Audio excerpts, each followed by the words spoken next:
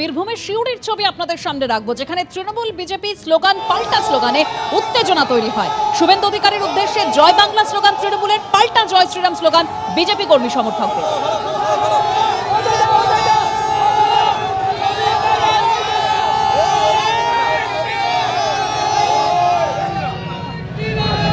জয় বাংলা, জয় বাংলা,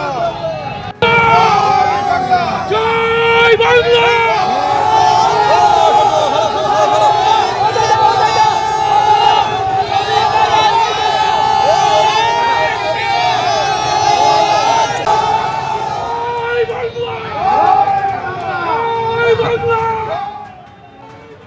বীরভূমের তিলপাড়া ব্যারেজে শুভেন্দু অধিকারী, বালি চুরির অভিযোগ বিরোধী দলনেতা।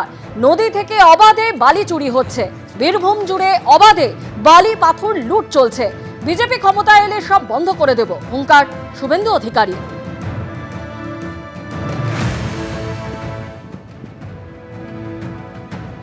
বীরভূমে আজ একাধিক কর্মসূচি রয়েছে শুভেন্দু অধিকারীর, এবং সেই পথে যাওয়ার সময় তিনি দাঁড়িয়ে গেলেন এবং তিলপাড়া ব্যারেজ, তিলপাড়া মিহিরলাল ব্যারেজের কাছে দাঁড়িয়ে গেল শুভেন্দু অধিকারীর কনভয়।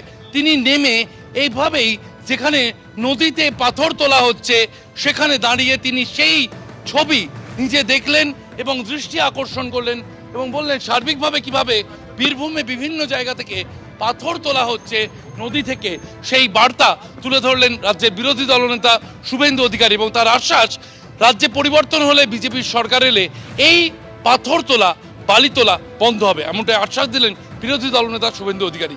ক্যামেরায় দীপেন্দু সিংহের সঙ্গে শিবাশিস মৌলিক, এবিপি আনন্দ, বীরভূম। নদীর মাঝখান দিয়ে এই গাড়িগুলো শুধু চেহারা দেখান, আর এই ব্রিজটাকে নিজেরাই ভেঙেছে, সারাইনি দিয়ে ওখানে অস্থায়ী এই আন্দোলন করতে গিয়ে আমাদেরকে 14 দিন জেল কাটিয়েছে, এবং আন্দোলন করতে গিয়ে এরা আমাদের 16 জন 14 জন জেল কেটেছে, 16 জন কার্যকর ওই কর্মসূচি নয়। আর ওখানে ডেলি 1000 টাকা করে এক একটা গাড়িতে আর মেশিনে করে গাড়ি 1000 টাকা করে পার গাড়ি একটা গাড়ি। সবচেয়ে বড় কথা, ন্যাচারাল নদীর মাঝখান দিয়ে কি করেছেন দেখুন,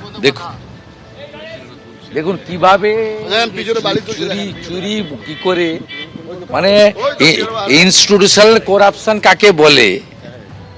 দেখুন বীরভূম জেলা জুড়ে মানে লুট, কার্যত লুট, কোটি কোটি টাকা লুট। আর ওরা অনুমতি ছাড়াই ব্রিজ বানিয়ে দিল। আপনারাও বলেছেন এই টুলু মণ্ডল এরা যেভাবে পাথর, আরে এদের মাথায় সরকারের হাত আছে, মুখ্যমন্ত্রীর হাত আছে। এরা তো কালেক্টর, 25 টাকা রাখছে, 75 টাকা কোথায় পাঠায়? রাস্তায় আমরা দেখলাম একাধিক বেসরকারি নিরাপত্তা। সবচেয়ে বড় বেনিফিশিয়ারি তো তৃণমূল কংগ্রেস, সবচেয়ে বড় বেনিফিশিয়ারি তো মুখ্যমন্ত্রী এবং তার ঘনিষ্ঠ লোকজন।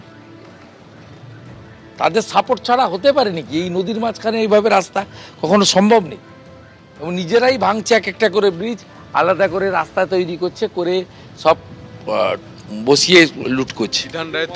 এই জন্য বিজেপিকে আনুন, মে মাসে সব বন্ধ করে দেবো। মে মাসের 1 তারিখ থেকে কিছু থাকবে না। বালি হয়েছে, এবার কি পাথর নিয়েও আপনারা অভিযোগ জানাবেন ইডির কাছে? বালি নিয়ে তো অভিযোগ অলরেডি আছে, তদন্ত হচ্ছে, তাতে কি আছে? এর কি প্রমাণ রেখে করেনি? এটা রাজ্য সরকারের ভূমিকা সবচেয়ে বড়। রাজ্য সরকারের ভূমি রাজস্ব দপ্তরে যে নকল ডিসিআর, সে আটকাবেন কি করে?